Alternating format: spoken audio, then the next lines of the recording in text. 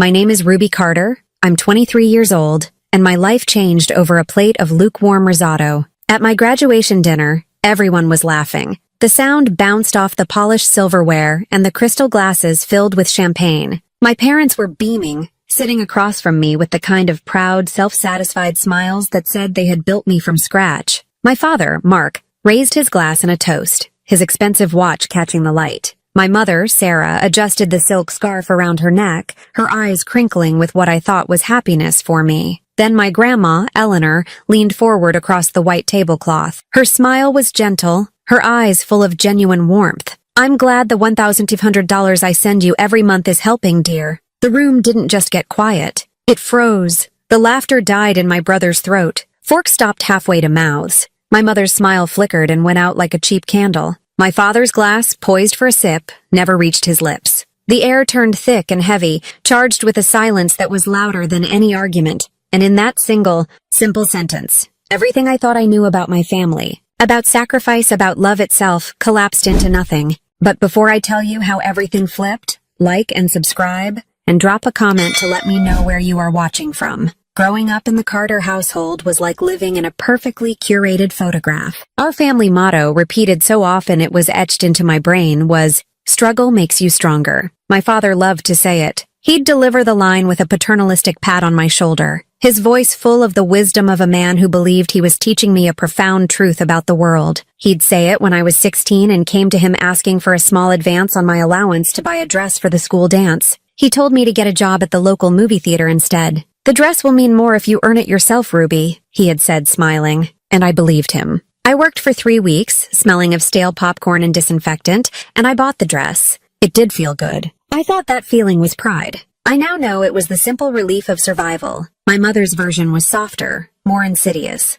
She called it building character. When I lost the regional spelling bee in 8th grade, she hugged me and whispered, "Disappointment is a tool, honey. It carves out space in your heart for resilience." She had a whole arsenal of these gentle-sounding but brutal philosophies. She believed that hardship was a virtue, but only, I would come to realize, when it was applied to me. This philosophy was the foundation of my college experience. The day they drove me to my dorm, they didn't help me unpack. They stood in the doorway of the tiny cinder block room, their arms crossed. My dad surveyed the bare mattress and the empty desk. "This is it, kiddo," he announced, his voice booming with false encouragement. "The mountain. It's all yours to climb." My mother fixed the collar of my shirt and gave me a $100 bill. "For emergencies," she said, as if the next 4 years of my life weren't going to be one long, rolling emergency. They hugged me, told me they were proud, and left. I stood alone in that empty room, the crisp bill in my hand feeling less like a safety net and more like the first and final payment for my independence. And so, I climbed. My life became a masterclass in budgeting, sacrifice, and exhaustion. My first job was shelving books in the university library's basement archives. It was as lonely as it sounds. I'd spend hours in the silent, climate-controlled air, the only sound the soft whisper of paper and the hum of the ventilation. I'd run my fingers over the spines of books I'd never have time to read, my mind always calculating. This shift is worth 3 chapters of my biology textbook. This hour pays for tonight's dinner. Dinner was almost always the same. A packet of instant ramen with a single sad egg dropped into it for protein. I told myself it was the quintessential college experience, something I'd laugh about one day. My second job was at a 24-hour diner called The Corner Booth, a place that always smelled of burnt coffee and regret. I worked the late shift, from 8 p.m. to 2 a.m., 3 nights a week. My coworkers were tired, cynical people who were much older than me, trying to support families on minimum wage and dwindling tips. I'd refill coffee cups for truckers, serve pancakes to drunk students, and wipe down sticky tables, all with a smile plastered on my face. At 2 in the morning, I'd walk back to my dorm under the buzzing orange streetlights, my shoes sticking to the pavement, a few crumpled dollar bills in my pocket. Then I'd sit at my desk and force my blurry eyes to focus on lecture notes until the sun came up. There was a constant, gnawing hunger that defined those years. It wasn't just for food. It was a hunger for rest, for peace, for a single day where I wasn't terrified of a bill I couldn't pay. I remember one specific afternoon in my sophomore year, standing in the grocery store holding a small basket. I had exactly $12.67 to last me for the rest of the week. I had bread, peanut butter, and a carton of milk. I wanted to buy a bag of oranges. They were on sale, but they cost $3. I stood in the aisle for 10 minutes, my phone's calculator open, trying to justify the purchase. I remember thinking, if I get the oranges, I can't afford the bus fare to the library tomorrow. I'll have to walk. It was a 30-minute walk. I put the oranges back. The feeling of shame was so intense, it was physical. It was a hot, tight knot in my chest. I felt like a failure. Meanwhile, the photograph of my family's life remained perfect, even from a distance. Their world was not one of sacrifice. It was one of upgrades. My mother's phone calls were a catalog of their comforts. "Oh, Ruby, your father and I had the most wonderful weekend," she'd chirp. "We went to that new vineyard resort 2 hours away. The wine tasting was divine and my massage was heavenly. You have to go sometime." She'd say this knowing I couldn't afford a bus ticket home for Thanksgiving. My father bought a new car. It was a sleek, dark blue sedan. When I asked about it, he was dismissive. "It was a necessary business expense, Ruby. You have to project success to be successful." My brother Ben was the poster child for their generosity. He was 2 years older than me, and his life was a seamless series of triumphs funded by our parents. They paid his rent, co-signed for his car, and funded his annual ski trip to Aspen with his friends. His Instagram was a painful gallery of their favoritism. Pictures of him on a mountain, grinning, holding a craft beer, a photo of his new watch, a graduation gift from them captioned, "Best parents ever." A shot of him and my parents at a 5-star restaurant celebrating his promotion. I saw it all. I saw the spa days, the golf club memberships, the catered parties, the constant casual spending. A small, wounded part of me would try to question it. During one call, I finally got the courage to ask my mom directly. "It sounds like things are going really well for you guys," I said, trying to keep my voice light. I thought money was tight. Her response was immediate and sharp, a slap disguised as concern. "Ruby, it's not polite to talk about money. Your father works very hard to provide us with a comfortable life. You should be happy for us. Besides, we are teaching you something far more valuable than money. Self-reliance. One day you'll thank us for it." And just like that, I was the villain. I was the ungrateful, impolite daughter. I was the one who didn't understand. They were so skilled at twisting reality, at making me feel like my struggles were my own fault, and their comforts were a completely separate issue. They made me feel guilty for my own poverty. So I stopped asking. I doubled down on my own narrative. I was strong. I was independent. I was building character. I told myself their life had nothing to do with mine. I convinced myself that they were proud of me for climbing the mountain alone, never once suspecting that they weren't just watching from the bottom. They were actively making the climb steeper, all while hiding the elevator. That night at the graduation dinner, sitting across from them as they beamed with pride, I still believed it. I thought my diploma was the proof, the trophy at the end of the long, hard race. I thought their smiles were for me. I had no idea their smiles were for themselves, for pulling off the most elaborate and cruel deception of all. They weren't proud of me for my strength. They were proud of me for my silence, for my willingness to suffer without ever questioning the photograph. They were celebrating the success of their own illusion.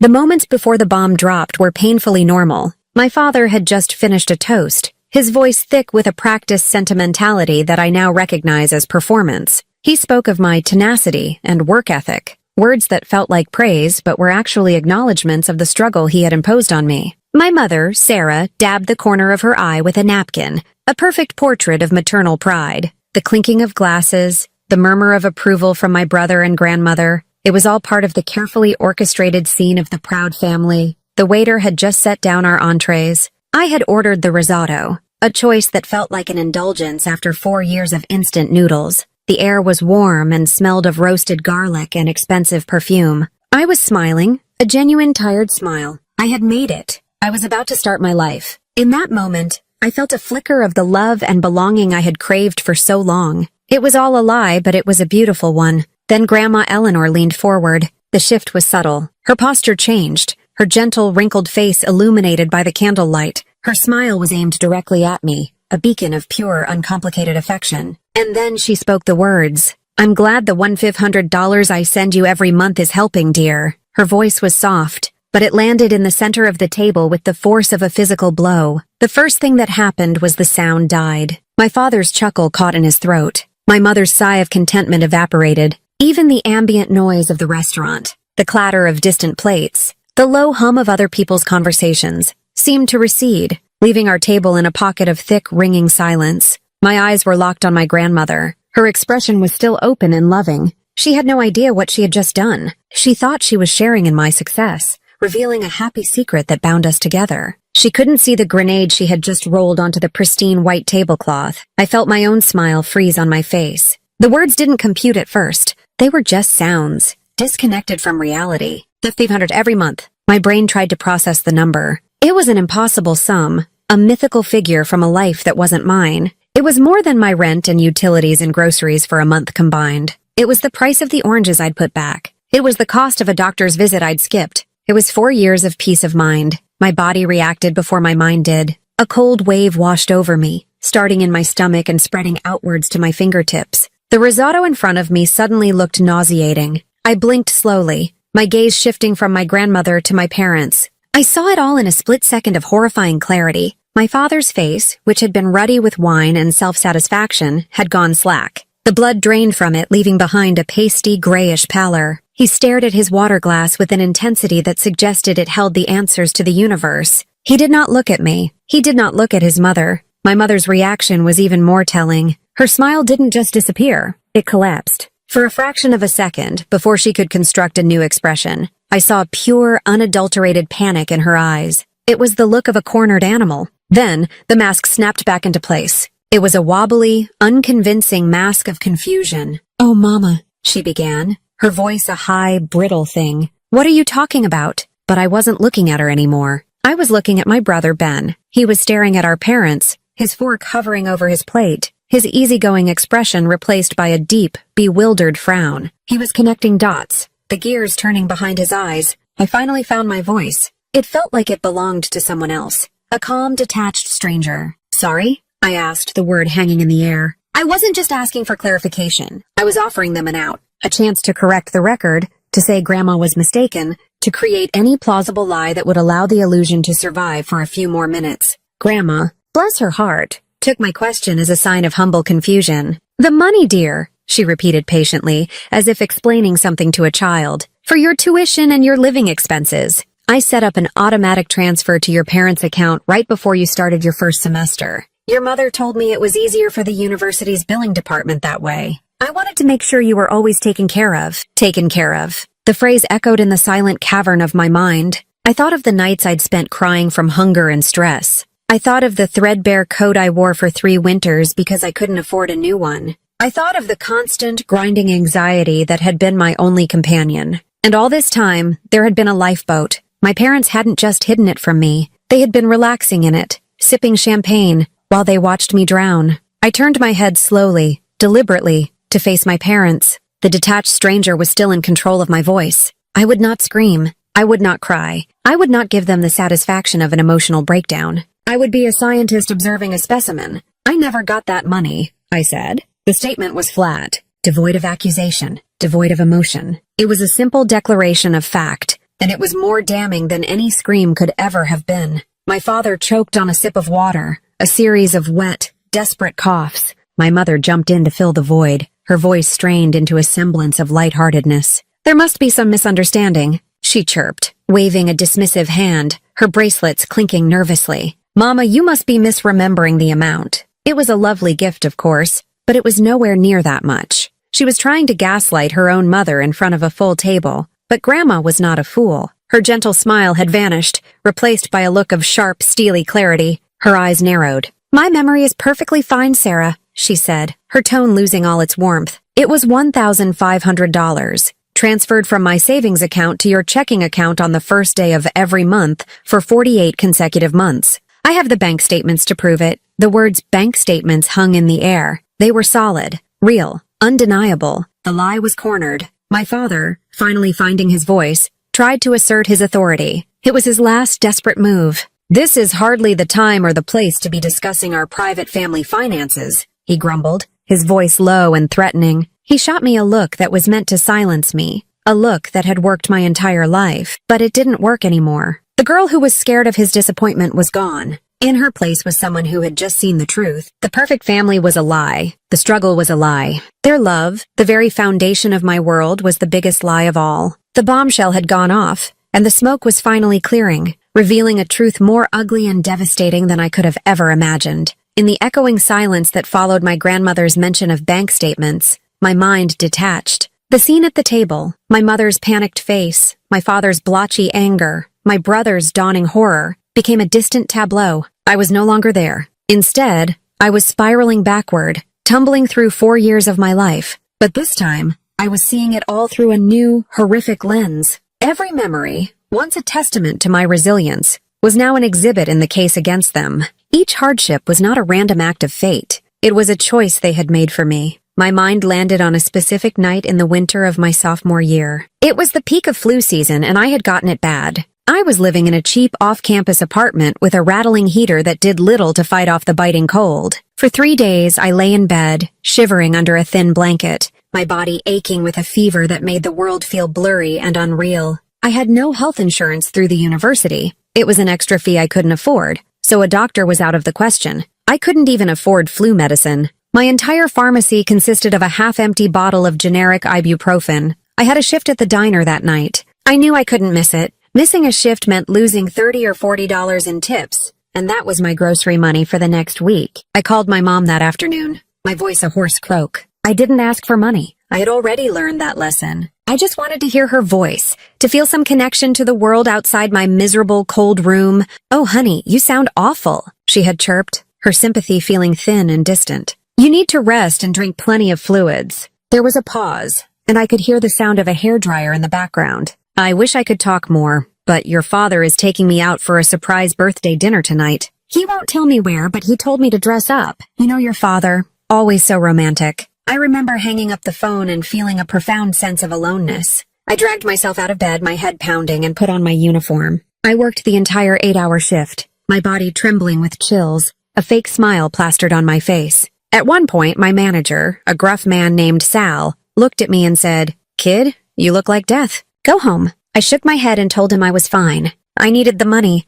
Now, sitting at that dinner table, I did the math. My sophomore year? A winter month. That month, like every other, $1,500 of my money had been deposited into their account. While I was working with a 102-degree fever to make $40, they were enjoying a romantic, expensive dinner. My illness, my misery, it had funded their celebration. They hadn't just neglected me, they had profited from it. The money that could have bought me medicine, a doctor's visit, or even just the ability to take a single night off to recover, was paying for their steak and wine. The memories kept coming, each one sharper and more painful than the last. I remembered the social isolation. My friends in my freshman year had all gone to Mexico for spring break. They begged me to come. The trip cost $600. It might as well have been $1 million. I told them I had to work. I spent that week at the library, shelving books in the silent, empty building, scrolling through their pictures of sunshine and blue water, a hollow ache in my chest. I felt so disconnected from their world, so fundamentally different. I thought it was because I was more serious, more focused on my future. But that wasn't it. It was just poverty. And it was an artificial poverty, constructed for me by my own parents. That single month's payment of $2,500 could have funded my trip, with money to spare. But they had wanted a new set of patio furniture that spring. I had seen it, pristine and white, on their deck when I went home for the summer. I thought of the constant, grinding academic pressure, made 100 times worse by my financial situation. The story of the history textbook was the most galling. It was for a class on Renaissance art, a subject I loved. The professor required a specific, glossy, oversized textbook that cost $220. I told myself it was an unjustifiable expense. I tried to use the copy in the library, but there were 30 other students in the class with the same idea. It was always checked out. I fell behind on the readings. My essays were weak because I couldn't reference the specific plates and details in the book. My professor, a stern woman who didn't tolerate excuses,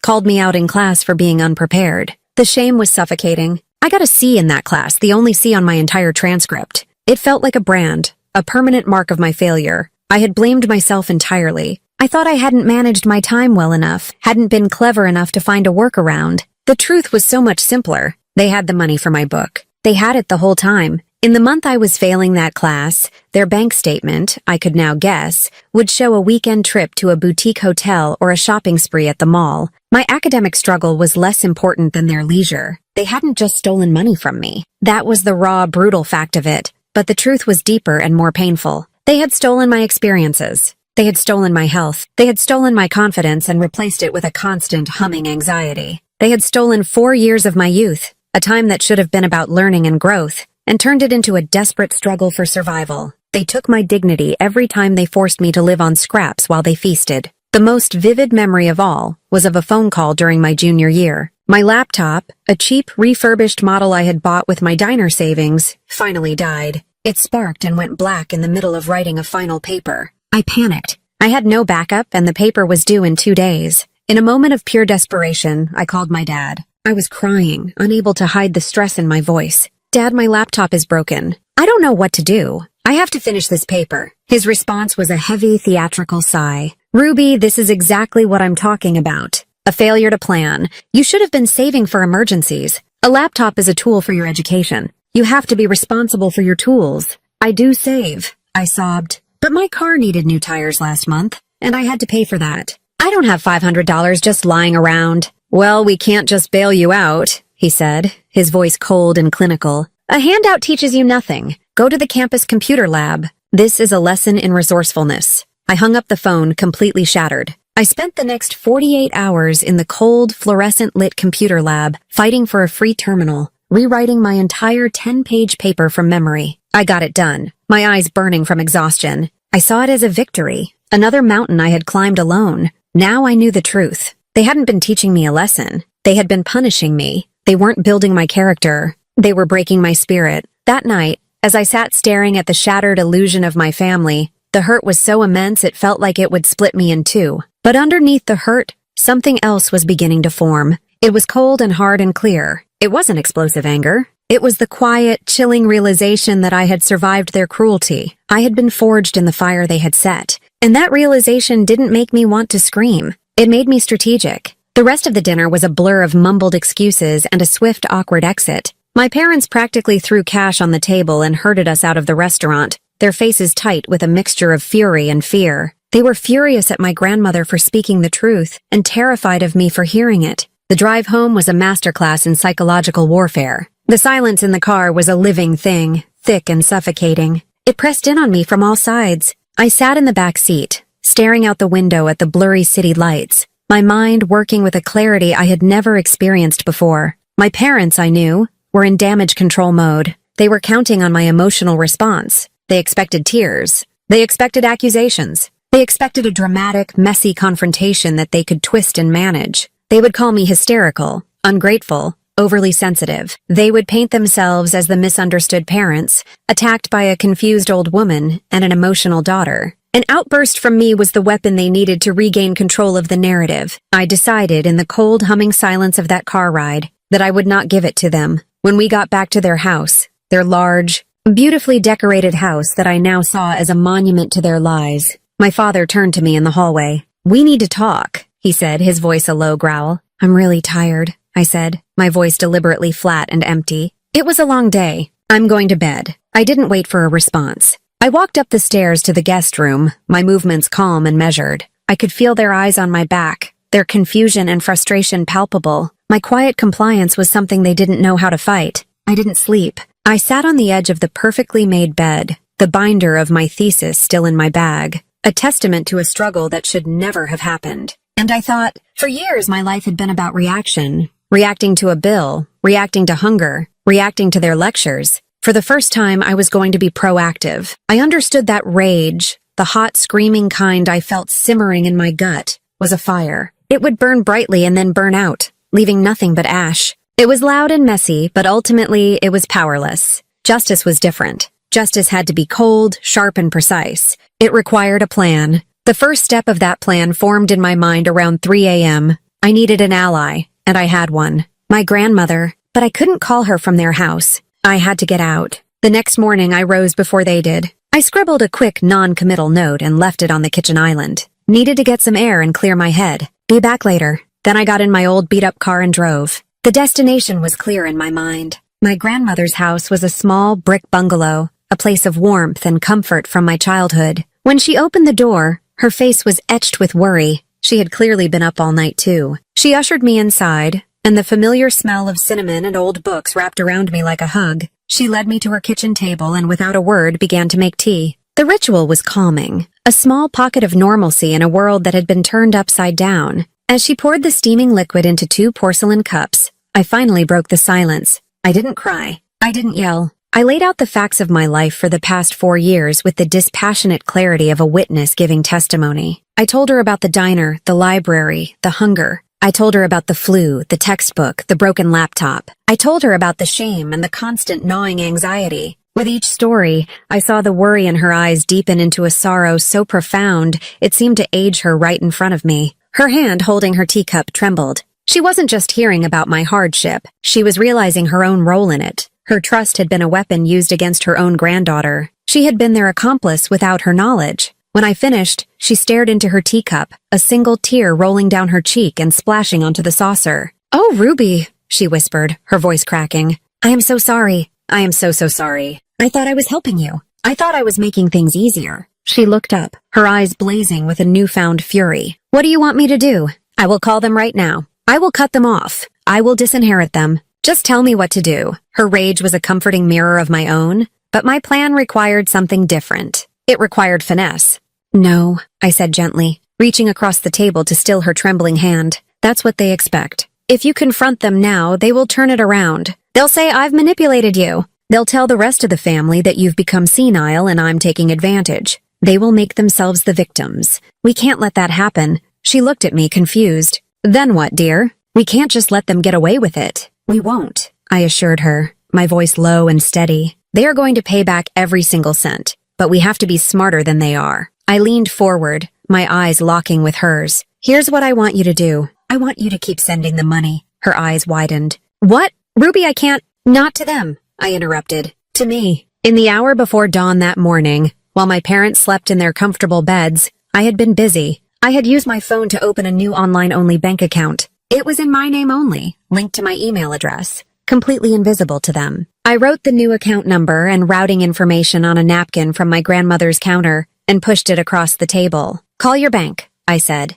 "Tell them you need to update the automatic transfer information. Tell them it's a new account for me. If my parents call you, I want you to act like everything is normal. Tell them you were just confused the other night. Let them think they've weathered the storm. Let them get comfortable." The confusion on my grandmother's face slowly melted away, replaced by a dawning, fierce understanding. A slow, cold smile spread across her lips. It was a mirror of the one I felt growing on my own. She was seeing the shape of my justice. Greed makes people careless. My parents, believing they had successfully navigated a close call, would become lazy. They would continue their spending, assuming the money was still flowing in. The silence from the bank would be their only notification that something was wrong, and by the time they noticed, it would be too late. Their own arrogance would be the mechanism of their downfall. "They will expose themselves," I said softly. My grandmother picked up the napkin, her hand no longer shaking. She looked at me, and her eyes were filled with a pride that was deeper and more real than any I had ever seen from my parents. "You always were the smart one," she said, her voice filled with admiration and steel. "I'll make the call right now." That was step one. The trap was laid. All they had to do was walk into it, and I knew with absolute certainty that their greed would not let them down. Step one was complete. The financial pipeline had been rerouted. Now came step two, gathering the evidence. And for that, I needed to play a role I had unknowingly been rehearsing my entire life, the perfect, unassuming daughter. The first phone call after my visit to Grandma's was the hardest. My mother's name flashed on the screen and I felt a jolt of pure ice in my veins. I let it ring 3 times, took a deep breath, and answered with the most cheerfully neutral voice I could manage. "Hey, Mom. Ruby, honey. We were so worried. You just left this morning without a word." Her voice was syrupy sweet, a classic sign she was trying to smooth something over. "Oh, sorry," I said, walking around my small temporary apartment. "I just needed some air. That dinner was a lot." I intentionally left the statement vague. "I know, sweetie. It was a terrible misunderstanding. Your grandmother, she gets confused sometimes." We were going to explain everything. The lies came so easily to her, so practiced. "It's okay, Mom," I said. And this was the most important lie I would ever tell. I was just overwhelmed. "I'm fine." I could almost hear the sigh of relief on her end. "Oh, good. Well, your father and I want to make it up to you. Let's do a proper celebration for your graduation next month. A big party for all our friends and family to see how proud we are." I knew what it was. A performance. A public display of our perfect family to erase the memory of that disastrous dinner. It was also the perfect opportunity. "I'd love that," I said. The trap was set. Now I just had to build the cage. Patience became my closest friend. I spent the next few weeks playing the part of the reconciled daughter. I answered their calls. I sent warm, generic texts filled with smiley face emojis. I even agreed to have dinner with them and Ben once. A horribly tense affair where they talked about everything except the money. They were testing the waters, seeing if the storm had passed. I gave them a calm, placid surface, and like the narcissists they were, they believed it reflected their own innocence. My chance to get the evidence came 2 weeks before the party. My parents were going away for the weekend to a wine tasting festival. A trip, I later discovered, that they paid for with that month's check from my grandmother. They asked if I could house sit and water the plants. It was almost too easy. Of course, I'd said. No problem at all. The moment their car pulled out of the driveway, I went to work. I knew my father, a man of predictable habits, kept all his important documents in his home office. He was also technologically inept, and had once asked me to set up his computer so his passwords would save automatically. He thought it was convenient. I now saw it as a gift. I sat down in his large leather chair, the one he always lectured me from, and logged into his computer. It felt like a violation, but I reminded myself of every hungry night, every moment of shame they had put me through. This wasn't snooping. It was an audit. I went straight to their online banking portal, and there it was. 48 months of history, laid out in black and white. My hands shook as I opened the first statement from 4 years ago. On the first of the month, a deposit, $500, transfer from Eleanor Carter. A few days later, withdrawals, Coach handbags, $450, the Oak Room Steakhouse, $280, premium golf supply, $200.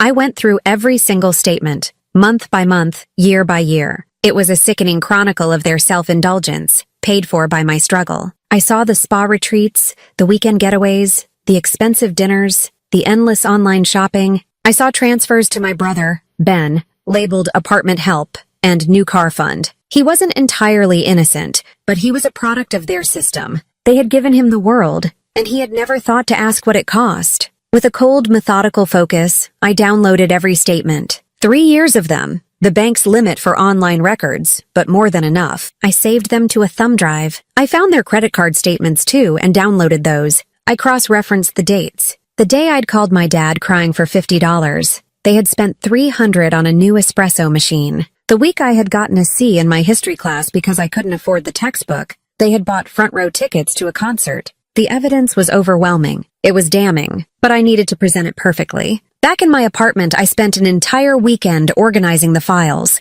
I printed everything. I bought a simple black binder and a set of colored highlighters. My rage was gone, replaced by the detached precision of an accountant. Every deposit from Grandma I highlighted in green. $72,000. That was the total. $72,000 that was meant for me. Every luxury purchase, the vacations, the jewelry, the designer clothes, I highlighted in pink. Every transfer to my brother, I highlighted in blue. Everyday expenses that they could have easily afforded but paid for with my money, like their mortgage and car payments, I highlighted in yellow. When I was done, the binder was a rainbow of their greed, page after page of their betrayal, neatly color-coded for maximum impact. I made 3 copies. One for me, one for my grandmother, and one for the party. In the final week before the celebration, my act was flawless. I helped my mom pick out decorations. I listened to my dad drone on about the people from his work who were coming. I smiled. I nodded. I played the part of the proud daughter, their shining achievement.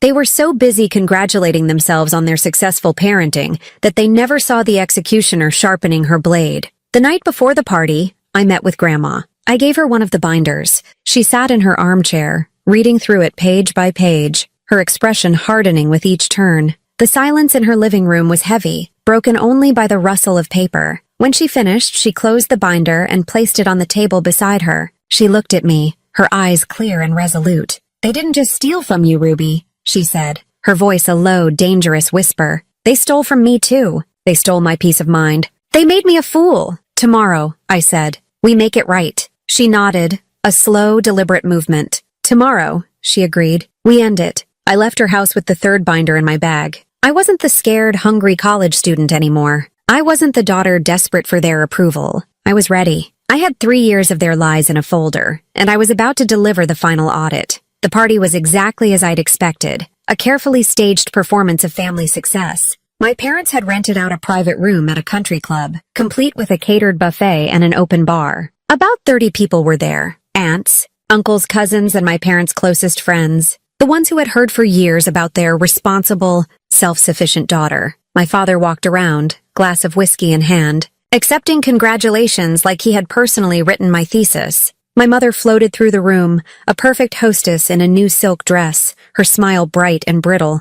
I moved through the crowd, accepting hugs and handshakes, my own smile feeling like a mask. Inside, my heart was beating a slow, steady rhythm. I was not nervous. I was a bomb that had already been armed. This was just the countdown. My bag, containing the binder, felt heavy at my side. My brother Ben caught me by the buffet table. "Hey, you," he said, smiling his easy, charming smile. "Proud of you, Ruby. You really did it the hard way." "I had to," I said, looking him directly in the eye. The irony was so thick I could taste it. He had no idea. He just saw me as the struggling artist type, while he was the pragmatic one. The truth was that his pragmatism had been funded by my hardship. An hour into the party, my father clinked a knife against his glass, calling for everyone's attention. He gave a rambling, self-congratulatory speech about the importance of hard work, and the pride he and my mother felt in raising such a capable daughter. People applauded, and my mother dabbed at her eyes with a napkin. The hypocrisy was breathtaking. Then, my grandmother, who had been sitting quietly at the main table, chose her moment.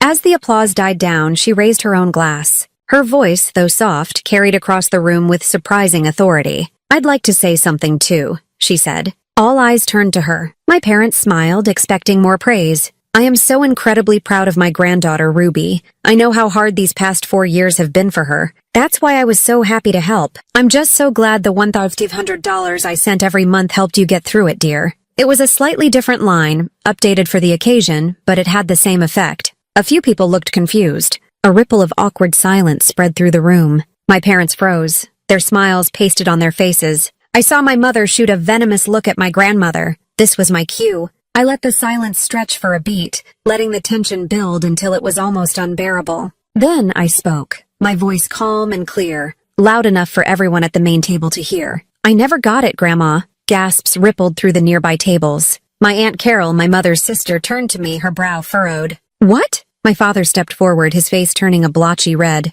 "Now, Ruby, we talked about this. It was a simple misunderstanding with the accounts." "Was it?" I asked, my voice still level. My mother rushed to his side, forcing a laugh. "Oh, honey, let's not bore everyone with family finances. Your grandmother is a little confused about the details, that's all." Grandma's voice cut through her excuses, sharp as ice. "I am not confused, Sarah. You told me the university required a direct deposit into a parental account for financial aid reasons. You told me it was the only way." My father's jovial host persona was cracking. "This is a private matter," he hissed, his voice low. "We will discuss this at home." "No," I said. The word was quiet, but it was absolute. It stopped him cold. I reached down into my bag and pulled out the black binder. I placed it on the center of the table with a soft, definitive thud. The room fell completely silent. Everyone was watching. "I think we should discuss it now," I continued, opening the binder to the first page, a summary sheet where I had tallied the totals. "Because I don't think this was a misunderstanding. I think this was theft." "How dare you?" my mother whispered, her face ashen. "I dare," I said, "because I have proof." I turned the binder around for everyone to see. "Here are the past 3 years of your bank statements. Every single deposit from Grandma is highlighted in green. A total of $54,000 just in the last 3 years. I flipped the page. "And here are your purchases. Highlighted in pink are the luxuries, the spa weekends, the golf clubs, the designer clothes. Highlighted in blue are the thousands of dollars you sent to Ben for his car and his apartment. And highlighted in yellow is every time you used my education money to pay your own mortgage." I looked from my mother's horrified face to my father's slack-jawed expression. I looked at my brother, whose face was a mask of disbelief and dawning comprehension. He was finally seeing it. He was finally understanding. "Every vacation you took," I said, my voice resonating in the dead silence. "Every expensive dinner you enjoyed. Every time you told me to be more responsible with money. You were spending mine. You didn't just lie to me and Grandma. You stole my life for 4 years. And I have every single receipt right here." The air in the room thickened until it felt like it would crack. My father opened his mouth, but no words came out. My mother stared at the open binder as if it were a venomous snake. The party was over. The performance was done. And the truth, in all its ugly, color-coded detail, was finally on display for everyone to see. The binder sat on the table like a judgment. For a long moment, nobody moved. The guests on the periphery were whispering, their eyes wide, darting between me and my parents. The closer family members were frozen in a state of shock. It was my grandmother who finally moved. She reached out a steady hand and pulled the binder towards her. She didn't need to read it. She had already seen her own copy, but this was for them. This was for the audience. She slowly turned the pages, her expression grim. Each rustle of paper was like a hammer blow in the silent room. My mother began to tremble. Her hands clasped so tightly her knuckles were white. My father simply stared, his face a mottled gray. He looked like a man who had just watched his entire world catch fire. When Grandma reached the last page, she closed the binder with a soft snap. She lifted her head and looked directly at my mother, her daughter. Her voice was no longer sharp. It was filled with a deep, sorrowful weight that was far more terrifying.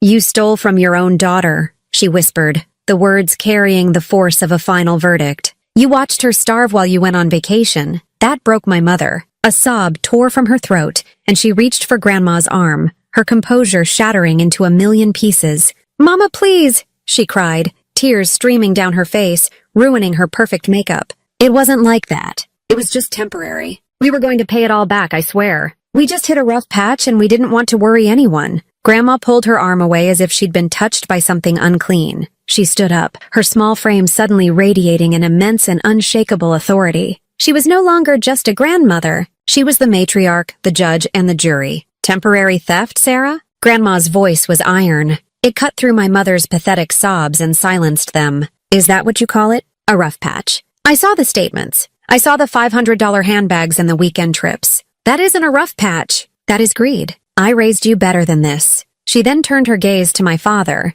who flinched as if he'd been struck. He tried to speak, to muster some of his old blustering authority. "Eleanor, listen." "No, Mark, you listen," she commanded, her voice low and furious. "You stood by and let this happen. You lectured this girl about responsibility while you stole the resources she needed to be responsible. You are a hypocrite and a coward." The words hung in the air, undeniable and devastating. My Aunt Carol was staring at my mother with open disgust. My uncle was shaking his head slowly. The foundation of my parents' carefully constructed social standing was crumbling to dust in real time. My brother Ben was the one who surprised me. He looked from the binder to our parents, and his face, which had been a mess of confusion, hardened into anger. "Is this true?" he asked them, his voice shaking. "The money for my car? For my deposit? Did that come from Ruby?" My mother couldn't even look at him. My father just stared at the floor. That was all the answer he needed. I saw something in him break then, the comfortable, easy ignorance he had lived in his whole life. He looked over at me, his eyes full of a shame so profound it was almost painful to watch. He had been their golden boy, but he now understood he was just the beneficiary of a crime. Grandma delivered the final sentence.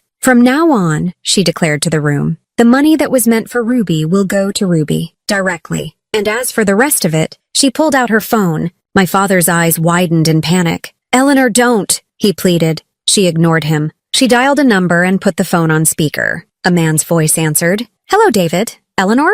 Is everything all right?" "Everything is fine, David," she said, her voice chillingly calm. "I need you to do something for me first thing in the morning. I want you to close the joint account I have with my daughter. Then, I want you to begin the process of liquidating every asset I have co-signed for them. And finally, I want you to draft the paperwork to have Mark and Sarah removed as beneficiaries from my will." A collective gasp went through the room. This was more than a punishment. It was an excommunication. "Consider it done, Eleanor," the attorney's voice replied. She hung up and looked at my parents, who seemed to have shrunk in their expensive clothes. They were utterly defeated. I didn't stay to watch the rest. I had done what I came to do. Justice, I had decided, doesn't need an audience to gloat. It just needs to be served. I picked up my bag, gave my grandmother a small, grateful nod, and walked out of the room. I didn't look back at my parents, at the stunned faces of my relatives, or at the wreckage of the life they had built on lies. I walked out into the cool night air, took a deep breath of freedom, and for the first time in 4 years, I felt like I could finally rest. The weeks that followed the party were a cascade of quiet, inevitable consequences. I didn't have a front row seat to my parents' downfall. I received news of it in fragments, like reports from a distant war zone. My grandmother was my main source of information. She would call me every few days, her voice calm and factual, to give me updates. The first domino to fall was financial. As promised, her lawyer moved swiftly. The accounts were frozen. The credit lines co-signed by Grandma were severed, and the safety net they had relied on for their entire adult lives vanished overnight. It turned out that my father's successful consulting business was more of a hobby, propped up for years by my grandmother's steady support. My mother hadn't worked in over 2 decades. Their lifestyle, the country club membership, the 2 luxury cars, the perfectly landscaped home, was a house of cards built on someone else's money. Without that support, it collapsed with astonishing speed. 3 months after the party, I was driving through my old neighborhood when I saw it. A large garish for sale sign hammered into the front lawn of my childhood home. The cheerful red and white of the sign felt like a scar on the perfect green grass my father had been so proud of. The mortgage, as it turned out, was something they could no longer manage. I pulled my car over to the curb and just looked at the house for a long time. I felt no sadness, no nostalgia. It wasn't a home to me anymore. It was just a building, a crime scene, a museum of my stolen youth. I put the car in drive and pulled away without looking back. The social fallout was just as brutal, but quieter. My mother, who had curated her life on social media with the precision of a magazine editor, went completely silent. Her page, once a vibrant feed of smiling photos from brunches, charity events, and vacations, became a digital graveyard. No more posts about her wonderful family. No more pictures of her proud achievements. Her friends, the ones who had witnessed her public humiliation, began to distance themselves. The phone call stopped. The lunch invitations dried up. My Aunt Carol, my mom's own sister, told me in a hushed phone call that she was too ashamed to even speak to her. My father's collapse was less visible, but just as complete. His name vanished from the Rotary Club newsletter. He stepped down from the board of the local business association. The men he played golf with every Saturday suddenly had other plans. In a small, interconnected suburban community, reputation is currency, and his was now worthless. They weren't just thieves. They were fools who had been caught. Ben was collateral damage. He moved out of his parents' house and into a small apartment with 2 roommates, a world away from the sleek downtown place he'd had before. He called me once, his voice heavy with a shame that wasn't his to carry. "I'm so sorry, Ruby," he said. "I never knew. I feel like such an idiot. It's not your fault, Ben," I told him, and I meant it. "You believed what they told you." We both did. He was trying to make it on his own now, without their help, and I could hear the struggle in his voice. For the first time, my brother and I were on equal footing. Meanwhile, my life was quietly, steadily, beginning. Grandma redirected every cent she had once given my parents into a trust in my name. I met with her and her lawyer, David, in his formal wood-paneled office. It wasn't a celebration. It was a restitution. The money wasn't a gift. It was back pay. I used a portion of it to put a down payment on a small condo in a part of the city I loved. I furnished it simply, with second-hand furniture and shelves overflowing with books I could now afford to buy. It was the first place that ever felt truly mine. I didn't celebrate my parents' demise. There was no joy in watching their lives unravel. There was only a profound and heavy sense of peace. It was the peace of a battle finally over. The peace of a debt being settled, not by me, but by the natural order of things. Time and truth were collecting what was owed. I was moving forward, building a life they couldn't touch. Every book I bought, every bill I paid on time, every meal I ate without anxiety was a small act of reclamation. I was becoming untouchable, not because of the money, but because I was no longer a character in their story. I was finally writing my own. A year passed. It was a year of firsts. My first real job in my field, my first solo vacation, my first holiday season spent exactly how I wanted, quietly, with a good book and a cup of tea, far away from any forced family gatherings. My apartment, once new and a little empty, now felt lived in. Sunlight streamed through the windows, catching the dust motes dancing in the air. The walls were covered in art I'd picked out, and the shelves were full of stories. It was my sanctuary. One sunny afternoon, I took a photo of my living room, the sun hitting a stack of books on my coffee table, my favorite mug sitting next to them. It was a simple, peaceful scene. I sent it to my grandmother with a short text, finally feeling settled. "Thank you for everything." A few minutes later, my phone rang. It was her. Her voice on the other end was bright and clear, lighter than I'd heard it in years. "Oh, Ruby, it looks beautiful," she said. "It looks like you." We talked for a while about my job, her garden, a new book she was reading. It was easy and warm. Before we hung up, there was a small pause, and then she said, her voice twinkling with a shared secret humor, "I'm so glad the money helps, dear." This time, a genuine, unrestrained laugh escaped me. And on the other end of the line, I heard her laughing too, because this time it was true. This time, the words weren't a trigger for a painful secret, but a celebration of a simple, honest truth. The money was helping. It had given me the foundation to build a life of my own, free from the weight of their lies. I never needed to confront my parents again. I heard through the grapevine that they had moved to a smaller town a few hours away, where nobody knew them. They were living a humbler life, a life stripped of all its pretenses. They had been judged, not in a court of law, but in the court of consequence. Their punishment wasn't a sentence I had demanded. It was the natural outcome of their own choices. They had lost their home, their standing, their son's respect, and their mother's love. There was nothing more I could ever say or do to them that would be more profound than that. My revenge was never about shouting or making them suffer. It wasn't loud. It wasn't dramatic. It was quiet. It was living well on my own terms, without them. It was the peace I felt in my sunlit apartment. It was the freedom to be myself, without having to perform for their approval. It was the simple, powerful act of building a happy life on the ground where they had tried to bury me. If you've ever discovered your family's betrayal the quiet way, hit like, subscribe, and tell me where you're watching from, because sometimes the calmest voices carry the sharpest justice.